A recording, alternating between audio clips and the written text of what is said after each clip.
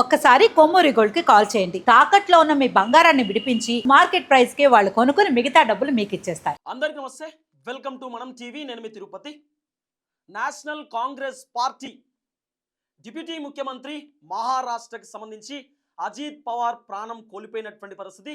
అజిత్ పవార్తో పాటు దాదాపు 5గురు ప్రాణం కూడా కోల్పోయినటువంటి సిచ్యువేషన్.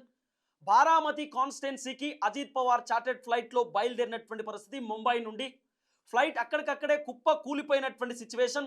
ఫ్లైట్ క్రాష్ అయిన తర్వాత చుట్టుపక్కల ఉన్నటువంటి గ్రామస్తులు ఫ్లైట్ దగ్గరికి చేరుకునేటటువంటి కార్యక్రమం చేసిరు. సో కాపాడడానికి రకరకాల ప్రయత్నాలు చేశారు. కానీ దట్టమైనటువంటి అడవి, అలాగే దట్టమైనటువంటి పొగలు, ఎక్కడికక్కడ నిప్పులు కనపడుతున్నటువంటి నేపథ్యంలో కూడా గ్రామస్తులు సాహసం చేసి కొంతమందిని బయటికి తీసి గవర్నమెంట్ హాస్పిటల్కి తరలించేటటువంటి కార్యక్రమం చేశారు. కానీ దాదాపు 6గురు ప్రాణాలు కోల్పోయినటువంటి పరిస్థితి. ఇప్పటికీ డిఎన్ఏ టెస్ట్ అక్కడ నడుస్తూ ఉంది. ఇంకా బాడీలను కూడా గుర్తించేటటువంటి పరిస్థితి లేనటువంటి ఆ సిచ్యువేషన్స్ కూడా పూర్తి స్థాయిలో చూస్తున్నాం. అయితే వాస్తవానికి అజిత్ పవార్ ప్రయాణిస్తున్నటువంటి విమానంలో దాదాపు 5 నుండి 9 మంది కూర్చునేటటువంటి పరిస్థితి ఉంటుంది. కానీ దాదాపు 6గురు ప్రయాణం చేసేటటువంటి కార్యక్రమం చేసిరు.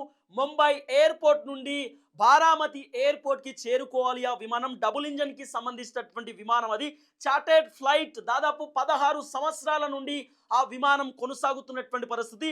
లియర్ జెట్ 45XR మోడల్ కి సంబంధించినటువంటి విమానం. అది దాదాపు డబుల్ ఇంజన్ కి సంబంధించినటువంటి విమానం. ఒకవేళ ఒక ఇంజన్ ఫెయిల్ అయినా కూడా, ఒక ఇంజన్ నడవకపోయినా కూడా రెండో ఇంజన్ నుండి ఆ విమానం ఆపరేట్ చేసేటటువంటి అవకాశం కూడా ఉంటుంది. అలాంటి విమానం దాదాపు 16 సంవత్సరాల నుండి నడుస్తున్నటువంటి విమానం ఒకేసారి కుప్ప కూలిపోయేసరికి రకరకాల అనుమానాలు కూడా వస్తున్నటువంటి పరిస్థితి. అజిత్ పవార్ డిప్యూటీ ముఖ్యమంత్రి. వాస్తవానికి వివిఐపీలు ప్రయాణించేటటువంటి విమానాన్ని తరోగా చెక్ చేస్తూ ఉంటారు. ప్రోటోకాల్ ఉంటుంది, ఇంటెలిజెన్స్కి సంబంధించినటువంటి నిఘా ఉంటుంది.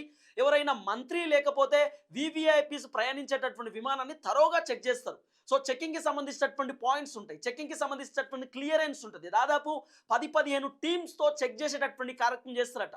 మరి ఇన్ని చెకింగ్స్ ఉన్నటువంటి విమానం ఒకేసారి అక్కడ నుండి చెక్అవుట్ అయిన తర్వాత విమానం ఎగురుతున్నటువంటి నేపథ్యంలోనే సాంకేతిక లోపాలు వచ్చినట్టుగా కూడా కొంత వినబడుతున్నటువంటి వివరం. ఒకేసారి సిగ్నల్స్ అన్నీ కూడా ఆఫ్ అయిపోయిందనేటటువంటి ఒక చర్చ కూడా బలంగా సోషల్ మీడియాలో వినబడుతున్నది. అయితే ఇప్పటికీ ఇంకా బ్లాక్ బాక్స్ దొరకనటువంటి సిచ్యువేషన్. బ్లాక్ బాక్స్ని ఇంకా దొరకబట్టేటటువంటి కార్యక్రమం చేస్తూ ఉన్నారు. బ్లాక్ బాక్స్లో అన్ని అంశాలు రికార్డ్ అయ్యేటటువంటి అవకాశాలు ఉంటాయి. అక్కడ ఉన్నటువంటి పైలట్స్ కూడా, ఏదైతే విమానాన్ని ఆపరేట్ చేస్తున్నటువంటి పైలట్స్, కో పైలట్ ఇద్దరు కూడా బ్లాక్ బాక్స్లో వాళ్ళు మాట్లాడినటువంటి మాటలన్నీ కూడా రికార్డ్ అయ్యేటటువంటి కార్యక్రమం జరుగుతుంది. అంటే ఫ్లైట్ క్రాష్ అయ్యేటటువంటి అంశం వీళ్ళు ముందుగానే గుర్తించారా?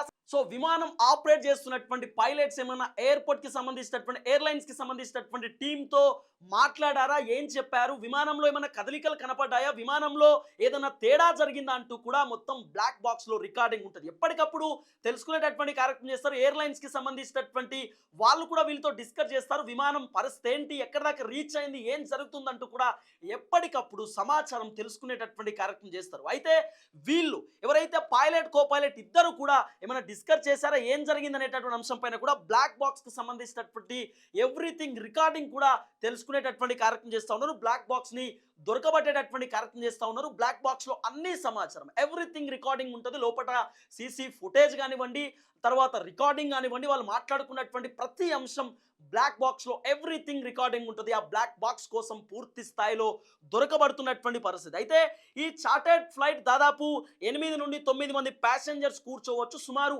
6 మంది ఆ విమానంలో కూర్చున్నటువంటి పరిస్థితి. దాదాపు 2 పైలట్స్ ఉన్నారు. తర్వాత పింకీ మలీత్ అని చెప్పి ఫ్లైట్ అటెండెంట్ కూడా ఉన్నారు. కెప్టెన్ సుమిత్ కపూర్, కెప్టెన్ అంటే కో కెప్టెన్ శాంభవి కూడా ఆ ఫ్లైట్లో ఉన్నారు. విడిపెత్ జాహో అని చెప్పి ముంబైకి సంబంధించినటువంటి పిఎస్ఓ కూడా ఉన్నారు. అజిత్ పవార్ ఉన్నారు. అజిత్ పవార్కి సంబంధించినటువంటి పిఆర్ఓ కూడా అదే ఫ్లైట్లో ఉన్నట్టుగా కూడా కొంత వినబడుతున్నటువంటి సమాచారం. దాదాపు 6గురు ఏదైతే బారామతికి సంబంధించినటువంటి దగ్గరున్నటువంటి ప్రాంతం దగ్గరనే ఈ ఫ్లైట్కి సంబంధించినటువంటి క్రాష్ జరిగింది. అక్కడికక్కడే ప్రాణాలు కోల్పోయినటువంటి పరిస్థితి, అక్కడికక్కడే చనిపోయినటువంటి సిచ్యువేషన్. సో తెల్లవారుజామున 8:45 ఈ ఘటన జరిగింది. చుట్టుపక్కల ఉన్నటువంటి గ్రామస్తులందరూ కూడా ఆ విమానం దగ్గర చేరుకున్నటువంటి పరిస్థితి. ఆ విమానం దగ్గర చేరుకోగానే ఆ దట్టమైనటువంటి పొగలు, నల్లగా పొగలు బయటికి రావడం, తర్వాత నిప్పులు ఉండడం అంతా గమనించారు. లేదు లేదు ఇది విమానమే, కుప్ప కూలిపోయింది విమానం అంటూ కూడా చుట్టుపక్కల ఉన్నటువంటి పోలీసులకు సమాచారం ఇచ్చేటటువంటి కార్యక్రమం చేశారు. పోలీసులు వెంటనే వచ్చినారు. తర్వాత అంబులెన్స్, అక్కడే ఫైర్ ఇంజన్ కూడా ఇమీడియట్లీ దాదాపు 15-20 నిమిషాలలోనే అందరూ చేరుకునేటటువంటి కార్యక్రమం చేశారు. కొంతమంది గ్రామస్తులు వాళ్ళకి సంబంధించినటువంటి వెహికల్స్లో, వాళ్ళకి సంబంధించినటువంటి ఆటోలో కొంతమందిని హాస్పిటల్కి తరలించేటటువంటి కార్యక్రమం చేస్తే హాస్పిటల్లో ఉన్నటువంటి డాక్టర్లు లేదు వీళ్ళు ఆల్రెడీ ప్రాణాలు కోల్పోయారంటూ కూడా, చనిపోయారంటూ కూడా ధృవీకరించేటటువంటి కార్యక్రమం చేస్తారు. సో అజిత్ పవార్ కూడా ప్రాణాలు కోల్పోయినటువంటి పరిస్థితి. అజిత్ పవార్ చాలా కీలకమైనటువంటి కీ రోల్ పాత్ర పోషించేటటువంటి లీడర్. సో అజిత్ పవార్ని దాదా అని పిలుస్తూ ఉంటారు కంప్లీట్గా అక్కడ ఉన్నటువంటి ముంబైకి సంబంధించినటువంటి ప్రజలు. సో అజిత్ పవార్ కార్యకర్తలతో చాలా అద్భుతంగా ఉంటాడు. కార్యకర్తలే ముఖ్యము, పార్టీ లీడర్లే ముఖ్యము, తర్వాత జనాలు చాలా ఇంపార్టెంట్. మనం ప్రజల కోసం ఏదో ఒక పని చేయాలి, ప్రజలు మనల్ని గెలిపిస్తున్నందుకు ప్రజల కోసం ఏదో ఒక పాటుపడాలంటూ కూడా ఎప్పుడూ అజిత్ పవార్ మాట్లాడుతూ ఉంటాడు అనేటటువంటి ఒక అంశం కూడా ఉంది. సో అజిత్ పవార్ ప్రాణాలు కోల్పోవడం పైన చాలా మంది వివిధ రాష్ట్రాలకు సంబంధించినటువంటి ముఖ్యమంత్రులు, డిప్యూటీ ముఖ్యమంత్రులు, ప్రధాని మోదీ, తర్వాత భారతీయ జనతా పార్టీకి సంబంధించిన కీలక నేతలు, తర్వాత ప్రెసిడెంట్ సైతం ట్విట్టర్లో ట్వీట్ పెడుతున్నటువంటి పరిస్థితి. ఈ అంశం పైన తరోగా ఎంక్వైరీ చేస్తున్నాం, ఖచ్చితంగా ఏం జరిగినా కూడా వదిలిపెట్టే ప్రసక్తి లేదు, అన్ని అంశాలపైన మేము ఎంక్వైరీ చేస్తున్నామంటూ కూడా పూర్తి స్థాయిలో అందరూ రెస్పాన్స్ ఇస్తున్నటువంటి పరిస్థితి. అయితే లియట్ జెట్ 45 XR మోడల్ అనేటటువంటి ఈ డబుల్ ఇంజన్ ఫ్లైట్ దాదాపు 2500 కిలోమీటర్ రేంజ్లో ఈ ఫ్లైట్ పోగలుగుతుందట. అంటే దాదాపు 500 అడుగుల ఎత్తులో కూడా ఈ ఫ్లైట్ ఎగిరేటటువంటి అవకాశం ఉంది అనేటటువంటి ఒక అంశం కూడా తెరపైకి వస్తున్నది. దాదాపు అజిత్ పవార్కి సంబంధించినటువంటి రాజకీయ ప్రస్థానం చూసుకున్నా కూడా 1959 జూలై 22వ తేదీన అహ్మద్ నగర్ అనేటటువంటి డిస్టిక్లో తను జన్మించారు.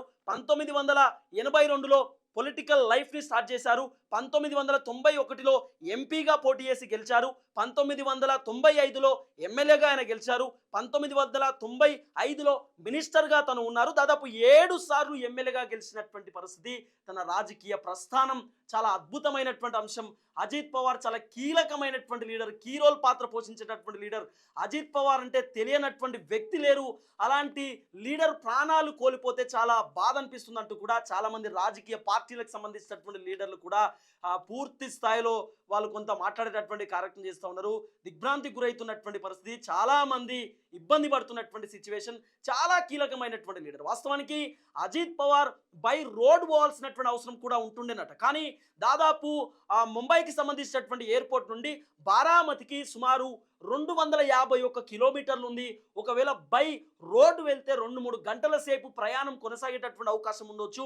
అలాగే రోడ్డు మీద పోతున్నటువంటి జనాలకు కూడా ఏమైనా ఇబ్బంది అవ్వచ్చు. తర్వాత 10:30కు మీటింగ్ ఉన్నటువంటి నేపథ్యంలో మీటింగ్కి అటెండ్ కావాలి కాబట్టి, కార్యకర్తలతో లీడర్లతో డిస్కస్ చేయాలి కాబట్టి అజిత్ పవార్ వెంటనే ఆయన చార్టెడ్ ఫ్లైట్లో పోయినటువంటి పరిస్థితి. చార్టెడ్ ఫ్లైట్కి సంబంధించినటువంటి వ్యవహారం కూడా దాదాపు 5 గంటలు, తెల్లవారుజామున 5 గంటల నుండి చెకింగ్ పాయింట్స్ అన్ని స్టార్ట్ అయినాయట. చెక్ చేస్తూ ఉన్నారు.